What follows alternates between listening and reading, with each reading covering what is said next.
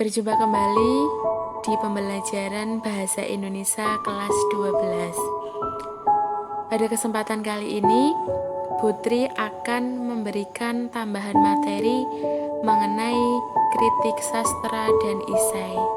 Sebelumnya, saya ucapkan terima kasih banyak kepada para siswa yang sudah meluangkan waktunya untuk menyimak ataupun menonton video pembelajaran pada kesempatan kali ini.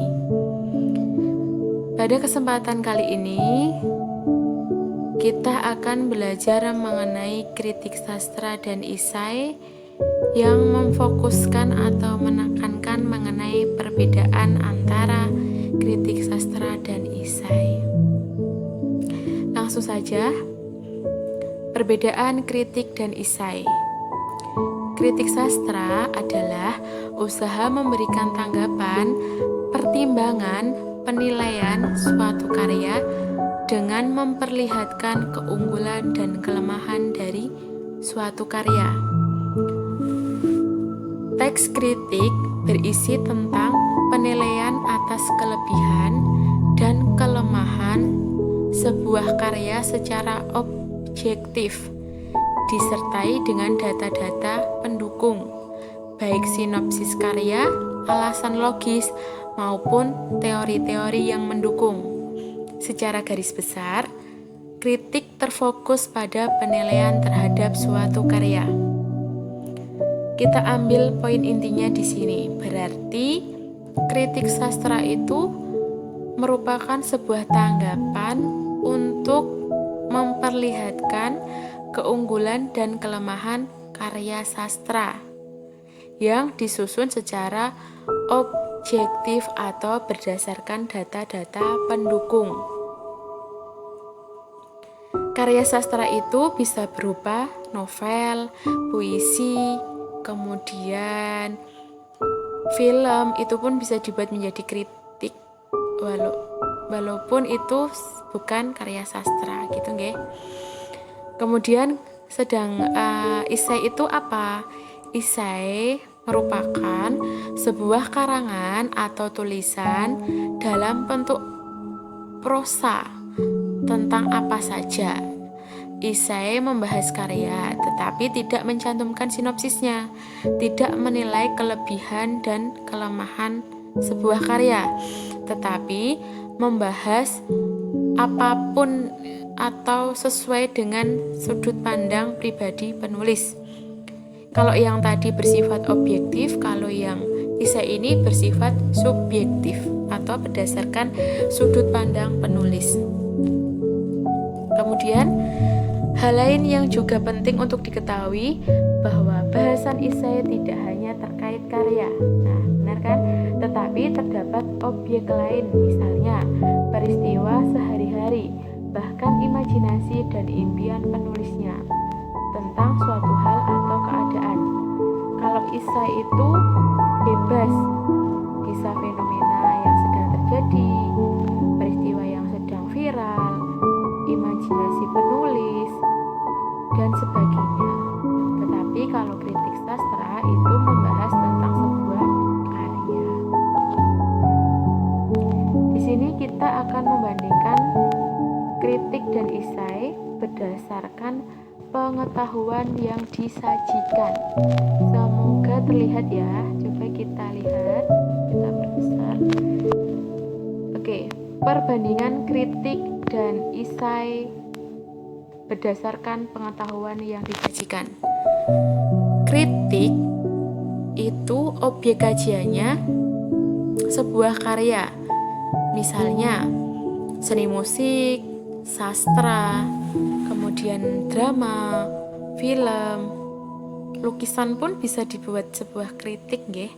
Kemudian sedangkan esai itu objek kajiannya berupa fenomena, bisa peristiwa, bisa karya. Jadi bebas, lebih bebas kalau esai. Poin yang kedua, kritik itu ada deskripsi karyanya, bisa berupa sinopsis atau ringkasan cerita. Sedangkan esai tidak ada ringkasan atau sinopsisnya. Poin yang ketiga, Kritik itu menyajikan data secara objektif, sedangkan esai tidak selalu membutuhkan data atau bersifat subjektif berdasarkan sudut pandang penulis. Gitu. Jadi ada 3 poin yang bisa kita bedakan. Kemudian poin yang selanjutnya, prinsip-prinsip menyusun kritik sastra. Sebelum kita menyusun sebuah kritik sastra itu ada beberapa hal yang harus kita ketahui. Yang pertama, penulis kritik atau kita sebut dengan kritikus itu harus benar-benar membaca atau mengamati karya yang akan dikritik. Contohnya, kita mau mengkritik sebuah novel, berarti kita harus membaca dulu novelnya. Kita mau mengkritik sebuah lukisan, berarti kan kita harus melihat dulu lukisannya. Gitu. Poin yang kedua, kritikus harus membekali diri dengan pengetahuan tentang karya yang akan dikritik. Hampir sama dengan poin yang pertama. Nomor 3, kritikus harus mengumpulkan data-data penunjang dan alasan logis untuk mendukung penilaian yang diberikan. Yang keempat, kritik yang disampaikan tidak hanya mengungkap kelemahan, tetapi harus seimbang dengan kelebihannya. Jadi yang kita utarakan, yang kita tuliskan itu tidak melulu tentang kelemahannya saja, tetapi juga harus seimbang dengan keunggulannya atau kelebihannya. Poin yang kelima, jika diperlukan, kritikus menggunakan kajian teori yang relevan atau yang mendukung penilaiannya. Jadi jangan asal-asalan kalau membuat kritik, kita harus tahu data yang sebenarnya. Yang terakhir, unsur kebahasaan kritik sastra dan esai. Di dalam bahasa Indonesia, apabila kita mempelajari sebuah teks, pasti kita juga akan belajar mengenai unsur kebahasaannya. Nah, di sini unsur kebahasaan kritik dan esai yang pertama menggunakan pernyataan persuasif. Masih ingat pelajaran kelas 10? Persuasif itu adalah sebuah ungkapan yang berfungsi untuk mengajak atau membujuk.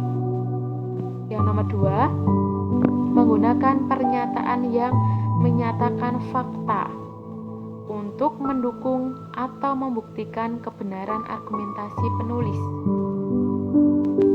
Yang ketiga, menggunakan pernyataan atau ungkapan yang bersifat menilai atau mengomentari. Namanya saja kritik, berarti harus ada komentar. Gitu nggih, harus ada penilaiannya. Yang keempat, menggunakan istilah teknis berkaitan dengan topik yang sedang dibahas. Yang kelima, menggunakan kata kerja mental.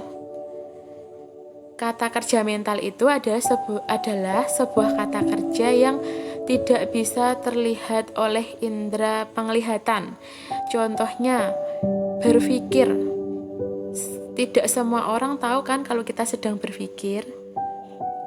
Terus yang berhubungan dengan perasaan, misalnya kita sedang kecewa nih, kan tidak semua orang bisa tahu kalau kita sedang kecewa, gitu. Kata kerja yang dimaksud di sini, kata kerja mental, contohnya memendam, mengandalkan, mengidentifikasi, mengingat, menegaskan, dan menentukan. Misalnya nih, kita sedang mengidentifikasi sebuah karya. Proses identifikasi kan berarti kita lihat dulu, kita pikirkan dulu, itu kan tidak bisa terlihat dengan indera penglihatan ya. Tetapi kalau misalnya kita sedang menyapu, kita sedang menulis, kan terlihat, oh orang itu sedang nyapu, orang itu sedang nulis. Bisa kita lihat aktivitasnya gitu ya. Sedangkan kata kerja mental ini tidak bisa terlihat aktivitasnya, berhubungan dengan batin, intinya seperti itu.